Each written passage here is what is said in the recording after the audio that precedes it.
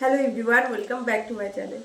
আজকে সন্ধ্যেবেলা আমার হাজবেন্ড চিকেন এনেছিল। তো চিকেনের গিলে মেটে খুব ভালোবাসে, আমাদের বাড়ির সবাই খেতে খুব ভালোবাসে, বিশেষ করে তন্নি ভীষণ ভালোবাসে। তো ওর জন্য আজকে এনেছে, সব রেডি করে রেখেছি আমি। আলু ভাজা হয়ে গেছে, পেঁয়াজ সব করে কষানো হয়ে গেছে, এখন শুধু মাংসটা কষাচ্ছে। আমার হাজব্যান্ডের হাতে রান্না খুব ভালো, ভীষণ ভালো। আপনাদের রিভিউ দেখাবো খেয়ে। সবসময় যখনই রান্না করে তখনই খুব ভালো রান্না করে, রোজ রান্না করে না, মুড হলে রান্না করে। এবার দাদা দেখাবো যখন মুড হয় তখন রান্না করে, কিন্তু খুব ভালো রান্না করে। মাংসটা আর এবার বেশ দেখাবো। বেশ ভালোই লাগে যখন হাজবেন্ড রান্না করে আর আমি আরামসে থাকি, তখন কিন্তু আরও বেশি ভালো লাগে।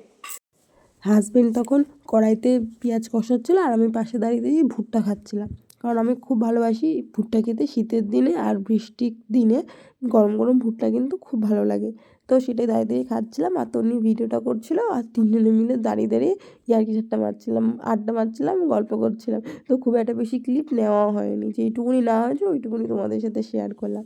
আর সত্যি বলতে গেলে আমার হাজবেন্ড সত্যি খুব ভালো রান্না করে। ও ভীষণ রান্না করতে ভালোবাসে। ও যখন ওর মুড হয় ও তখন খুব সুন্দর সুন্দর ইউনিক ইউনিক রান্না ট্রাই করে আর আমাকে খাওয়ায়। আর ও সবথেকে ভালো লাগে, ও যখন রান্না করে আমি তখন আরামসে একটু বসে থাকি, আমি একটু রেস্ট নিই।